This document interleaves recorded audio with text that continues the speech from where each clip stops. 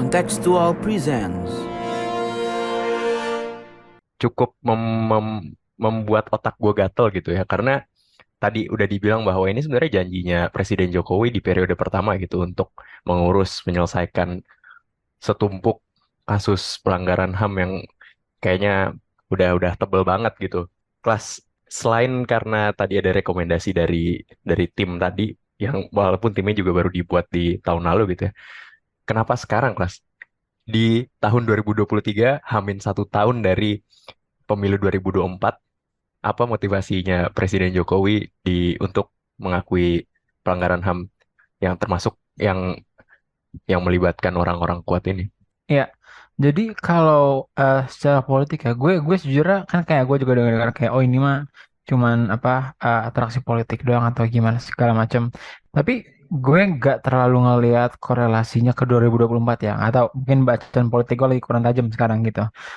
Jadi lebih ke perihal Jokowinya aja gitu sendiri gitu kan yang gue lihat mungkin by now kayak most of his government agenda sudah kelar gitu kan maksudnya ya lo bangun Oke, apa meskipun ada yang tentu masih banyak yang lain ya IKN terus apa namanya kereta cepat segala macam tapi itu kan yang ongoing dan nggak bisa diapa-apain lagi gitu loh jadi ya emang pengen bikin legacy yang baik aja gitu meskipun nggak sempurna itu kan kayak kita bilang tadi gitu apa yang udah dia janjiin dulu yang kira-kira gampang dipenuhin bisa bisa dengan cepat dipenuhin kayak pengakuan ini ya udah gitu akhirnya coba aja dibikin tim cepat berapa bulan jadi ada investigasi terus diakuin aja gitu loh jadi at least another tick eh, apa namanya dalam daftar to-do listnya Jokowi lah gitu paling nggak selama apa namanya masa pemerintahannya ya meskipun ya kalau bisa dibilang 8 9 tahun sebelumnya agenda itu nggak pernah jadi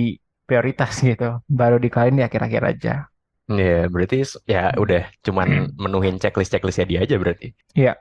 Mungkin bisa gini nggak sih, kelas Jokowi udah nggak perlu banyak political capital lagi, di mana dia harus harus ya punya political capital untuk menggolkan macam-macam gitu ya. Jadi dia udah implikasinya dia untuk mengakui hal-hal ini, di mana kasus-kasus ini kan juga melibatkan orang-orang kuat, itu jadi cost-nya jadi lebih kecil gitu di tahun terakhir dia yang dia udah Oh, lame duck. Jadi Mungkin lebih ya udah, tepatnya benar benar benar. ini beban politiknya berkurang. beban Iya politiknya iya iya. berkurang. Apalagi kemarin kan sempat di ini ya, dianaktirikan oleh pemimpin partainya, mungkin jadi udah semakin ya udahlah, udah untethered, gue unhinged sekalian gitu.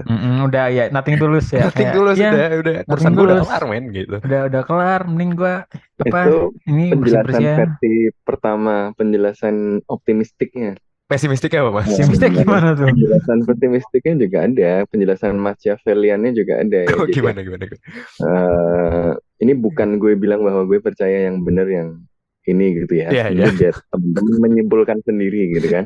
Sip, sip. Penjelasan optimistik Husnuzon adalah wah sudah nggak ada beban, sudah lebih ringan jadi bisa menyampaikan. Tapi penjelasan berikutnya mungkin bukan pesimistik, tapi penjelasan rasional. Ada kalkulasi rasional di situ gitu ya, Oke. bahwa cost untuk mengakui akan lebih kecil daripada benefit yang didapat. Kenapa costnya bisa jadi lebih kecil? Karena kalkulasi politiknya sedang berubah nih. Kalau tadi dibilang justru bebannya berkurang, sebenarnya bebannya malah lagi bertambah gitu ya. Karena beberapa yang kemudian digadang-gadang sebagai apa proyek penting kayak IKN, ya kemudian kereta api cepat dan seterusnya itu nggak semuanya lancar. Jadi banyak bicara soal Oh. kontinuitas. Dan untuk mempertahankan kontinuitas itu dia butuh kapital politik yang memadai. Oke. Tapi sekarang skenario itu nggak semuanya lancar karena kandidat yang kira-kira paling didukung sama beliau gitu ya, beliau bukan sembarang beliau gitu ya, itu eh, ternyata tidak langsung diterima oleh apa ya mitra koalisinya sementara ini gitu ya, yang malah menunjukkan relasi bahwa kita ini hubungannya nggak bukan bukan kamu yang ngatur saya yang ngatur kamu, gitulah kira-kira gitu kan. Iya. Eh, jadi dia butuh pegangan lain. Dia sedang membutuhkan dukungan dari kelompok-kelompok yang lain gitu. Karena ya karena nggak sesolid ketika proyek-proyek yang lain jalan nih. Jadi lagi butuh apa ya, mengumpulkan dukungan lagi gitu ya. Sementara misalnya kita lihat dalam beberapa waktu terakhir kelompok yang ini yang berharap ada penuntasan kasus macam-macam ini, yaitu ya banyak lah apa teman-teman masyarakat sipil yang masuk ke pemerintahan dengan harapan untuk mengubah keadaan kan banyak kan, tapi banyak yang kemudian kecewa kan karena Iya. kemudian KPK diberangus ya, kemudian undang-undang omnibus, kemudian KUHP kemarin dan seterusnya kan. Jadi sebenarnya dukungan dari segmen ini gitu ya, itu kan dwindling gitu. Oke. Sementara dukungan dari elit politik juga nggak bisa dia secure semua gitu. Jadi dia sedang Hmm. butuh mengkonsolidasikan kekuatan-kekuatan politik yang lain, dan salah satu yang bisa dilakukan untuk meyakinkan jejaring-jejaring yang ini adalah setidaknya dengan ini orang baik kok gitu. Mana ada presiden lain yang mengakui ini gitu. Ayo dukung lagi gitu ya. Kemarin sulit kan ada elit-elit yang kayak gitu, tapi sekarang kalau kita dukung kita bisa dapat lebih banyak kan. Kira-kira kalau gue jadi abang-abangan LSM itu gue akan ngomong gitu sih dengan teks ini gitu kan ke junior-juniornya. Kurang gondrong Mas kalau mau jadi abang-abang LSM. Ya, Saya nih yang gondrong nih. Ajit yang gondrong. Iya, Jadi iya.